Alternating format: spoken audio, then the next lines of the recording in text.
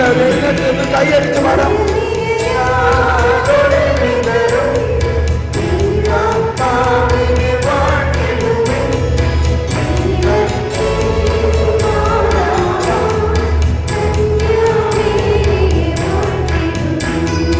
Praise the Lord. ഇരിക്കാം. പെട്ടെന്ന് ഒന്നോ രണ്ടോ പേര് വന്നിട്ട് ഇന്ന് ഉച്ച കഴിഞ്ഞിട്ട് കേട്ട ക്ലാസ്സും അതിനുശേഷം സംശയം മാറിയിട്ടുള്ളവർ ഈ അനുഭവം എന്തുണ്ടായി ഇത് വിശ്വസിച്ചപ്പോൾ, ആ മരണത്തെയും സ്വർഗരാജ്യത്തെയും ശരീരത്തിൻ്റെ ഉയർപ്പെല്ലാം കേട്ടപ്പോൾ എന്താ നിങ്ങൾക്ക് തോന്നിയത്? ആരെങ്കിലും ഒന്ന് രണ്ട് പേര് വന്നൊരു സാക്ഷ്യം പറഞ്ഞേ, വേഗം വരും.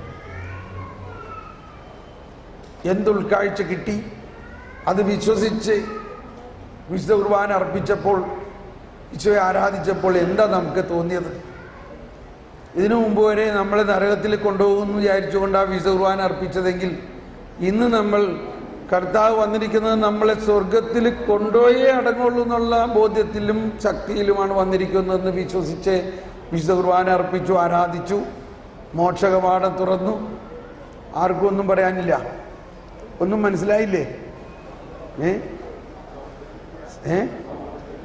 എന്താണ്?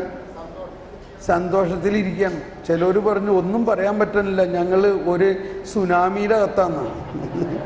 അഭിഷേകമല്ല, എന്താണ്? പക്ഷെ എന്നാലും ആരെങ്കിലും ഒന്ന് പറയണം, എന്നാലേ ഈ ക്ലാസ് പൂർത്തിയാവുള്ളൂ. അപ്പം നിങ്ങൾ ഈ പരിശീലനമൊക്കെ കിട്ടിയിട്ട് ഇപ്പോൾ ആർക്കും ഒന്നും പറയാനില്ല. എന്ത് ബോധ്യമാണെന്ന് കിട്ടിയത്? എന്തെങ്കിലും പുതിയ ഉൾക്കാഴ്ച കിട്ടിയോ?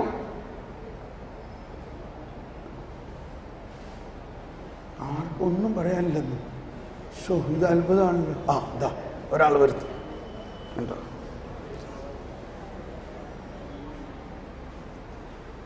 ക്യാമറ ഇവിടെ അടുത്ത്.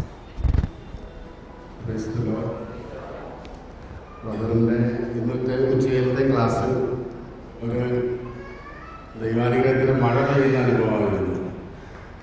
കാരണം ഇന്ന് രാവിലെ ഞാൻ പ്രധാനത്ത് ചില സംശയങ്ങൾ ചോദിച്ചു. അത് ക്ലിയർ ആയപ്പോൾ മനസ്സിൽ കുറച്ച് ആശ്വാസമുണ്ടായി.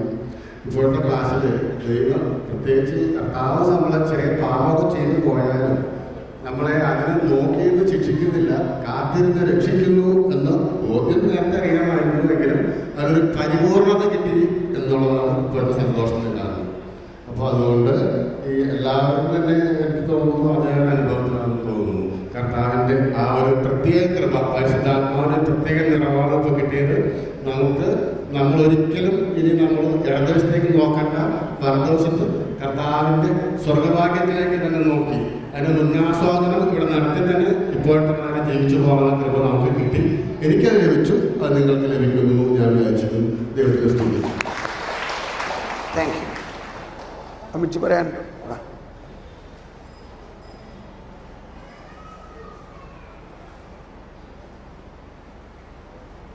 ശരി. ഇന്ന് ഉച്ചവരെ എനിക്കൊരു തൃപ്തി ഉണ്ടായിരുന്നില്ല മനസ്സിന്.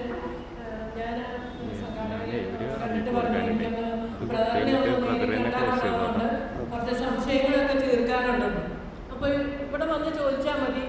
അപ്പോൾ ഞാൻ ഇന്ന് ഒരു സഹോദരി അതേ വാക്കുകൾ തന്നെ പറഞ്ഞു, എൻ്റെ മനസ്സിലിരുന്നത് തന്നെ. ഇവിടെ വന്ന് പൊതുവായിട്ട് പറയുമ്പോൾ അതൊരു ഇടർച്ചയ്ക്ക് കാരണമാകുമോ, പ്രധാന പ്രശ്നം ആയി മാറുമോ എന്നൊക്കെ ഉള്ളൊരു ഭയം എനിക്കുണ്ടായിരുന്നു. ഞാൻ വേണ്ട, ഞാൻ 4 മണി കഴിയുമ്പോൾ ഇവിടെ കണ്ടോളാം എന്ന് പറഞ്ഞു. ഈ ഇടയ്ക്കൊക്കെ പ്രധാന ചോദ്യം നമ്മളോട് ചോദിക്കും, പാപി സ്വർഗത്തിൽ പോകുമോ? എല്ലാവരും കൈമുക്കി പറയും ഉവ്വ. എനിക്കത് വല്ലാത്ത വിഷമമായിട്ട് തോന്നിയത്. പാപി സ്വർഗത്തിൽ പോകുന്നു നമ്മൾ കൊച്ചു പ്രായം തൊട്ടേ പഠിച്ചിട്ടില്ല. പാപത്തിൻ്റെ ഗൗരവം അനുസരിച്ച് നരകത്തിലോ അല്ലെങ്കിൽ ശുദ്ധീകരണത്തിലോ പോയി ശുദ്ധീകരണത്തിൽ കിടന്ന് ശുദ്ധീകരണം എല്ലാം കഴിയുമ്പോൾ തിരിച്ചു സ്വർഗത്തിലേക്ക് പോകും എന്നൊക്കെയാണ് നമ്മൾ പഠിച്ചിരിക്കുന്നത്. അപ്പോൾ പല പ്രാവശ്യം ബ്രദർ ചോദിക്കുകയുണ്ടായി, പാപി സ്വർഗത്തിൽ പോകുമോ? എല്ലാവരും പറയും. അപ്പോൾ എനിക്ക് എങ്ങനെ നിങ്ങൾക്ക് എല്ലാവർക്കും ഇതുകൊണ്ടും പറയാൻ തോന്നുന്നത്? എനിക്ക് സാധിക്കുന്നില്ലല്ലോ. അത് ഞാനും കൈമുട്ടി ഞാനും പറഞ്ഞു കൂട്ടത്തിൽ. ഇനി ഒറ്റയ്ക്ക് ഇങ്ങനെ വേറെ നിൽക്കണ്ടെന്ന് വിചാരിച്ചിട്ട്. പക്ഷേ എൻ്റെ ചിന്ത ഇത്രയായിരുന്നുള്ളൂ, പാപാവസ്ഥയിൽ ഒരു പാപിക്ക് സ്വർഗത്തിലേക്ക് കടക്കാൻ സാധിക്കില്ലല്ലോ. പിന്നെ പക്ഷെ ഇന്ന് ഉച്ച കഴിഞ്ഞപ്പോൾ ബ്രദർ അത് ക്ലാരിഫൈ ചെയ്തു. അതായത് പാപാവസ്ഥയ്ക്ക് മാറ്റം വരും, മാനസാന്തരം വരും.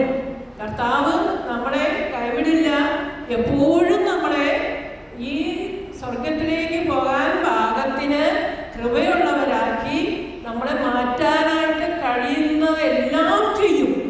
എന്നിട്ടും വളരെ അങ്ങനെ സ്റ്റബണായിട്ട് നിൽക്കുന്ന വളരെ ചുരുക്കം വരെ നിറവേറ്റി പോകുള്ളൂ.